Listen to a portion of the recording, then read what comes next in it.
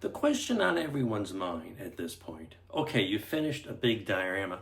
How are you going to show it to people? Ooh, take videos. Yeah, well, you want to take it to a club meeting or a local contest or even a contest you can drive to, or if you sell it to somebody, you have to pack it up and hopefully it survives.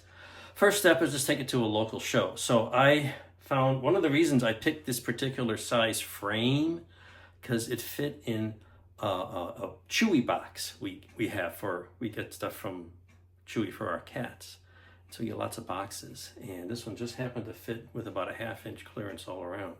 So you have to have that. So here's the process we're going to do. You can see the model and the empty box, and we'll show how this is going to work.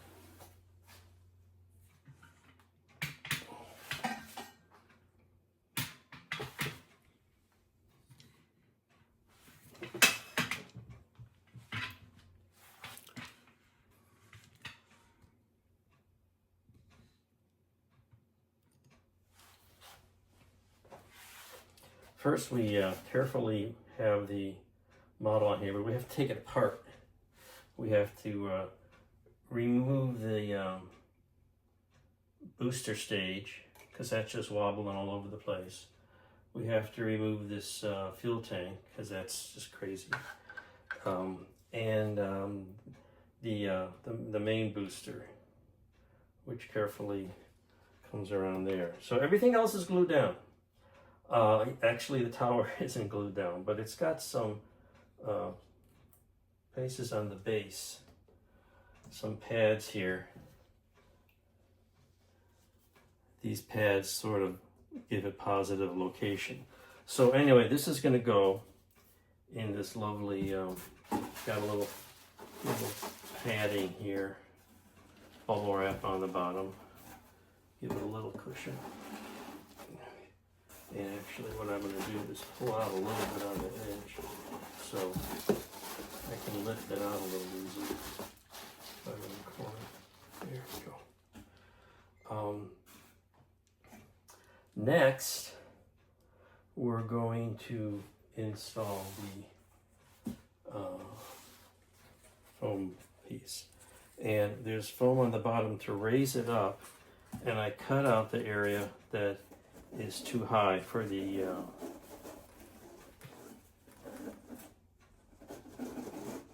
lift truck and the crane.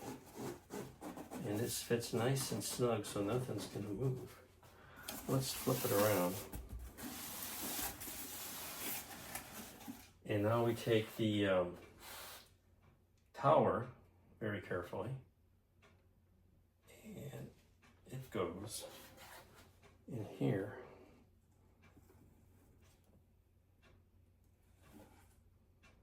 So the idea is you don't want it moving in any direction. It needs to go a little lower.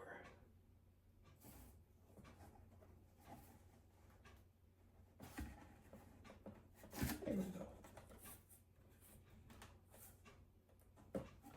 Yeah, that's good. And then this thing will swing, and I'm not sure how I'm going to hold that down. I'll have to worry about that later. So nothing is touching anything frigidly, as they say. And there wasn't anybody standing under this thing. That's why I had to be careful not to put stuff near the edges. We're going to have a little piece of tissue. Turns out I didn't quite get this as clever as I wanted to. You'll see why in a minute. This goes in here. Okay. And then this goes in here. Ta-da. A little close there. Ah, that's where I wanted to put this. I want to put this tissue between these parts here. Got it a little too close. But that's, there we go. So that's all positive, and then this fits in here. And as long as you don't turn it upside down, that's not going to go anywhere. Now the problem is it's too high for this box to close. So what I'm going to probably do is I will need to move the hinges up couple inches, so that now of course I could just carry it like this, but I like to close it all up and these things aren't flapping around. So I'll take this all out and get it to where I can close the lid. I may have to modify the lids, but that's the idea.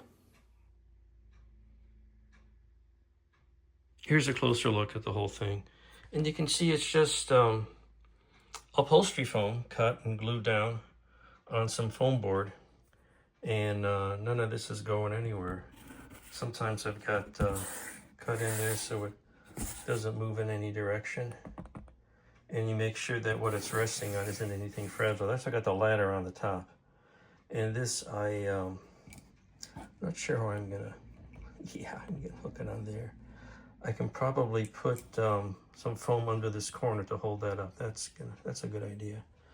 And put a piece of tissue over the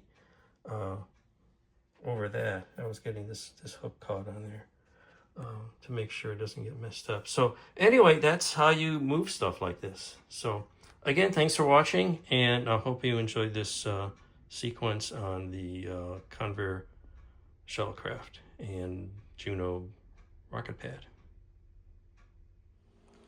One more thing, I never did show the box after I raised the level.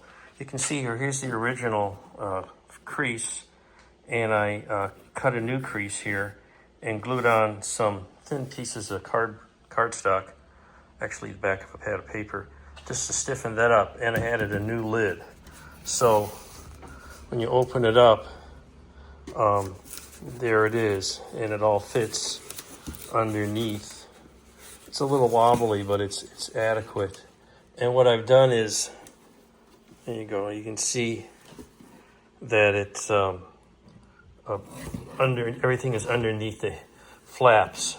And I've got foam here up to the level, and this one's glued on, and this one's just glued to the, this one is just glued to the foam board. And the idea is these flaps don't go any lower, so they don't bump into these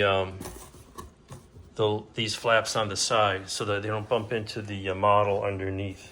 So that'll keep, there's one here, so that keeps the flaps from going down any lower. Gives you some clearance here. Now the only thing is, and I got a piece of foam under here to hold that guy up. The only thing is, if you turn this upside down, there's nothing to prevent this from coming out. Although I could put, you know, a piece of foam here to hold that down, but then it's bumping up against these fragile little ladder things. But, you know, you put enough of them in there and it could support the weight. So that might be a way to make it shippable. This piece is just sitting loose in here, as are these. You know, you could put some kind of lid on it, so they won't go anywhere. But this is how the storage all fits in a box right now at the end. So again, thanks for watching, and I hope you found this useful.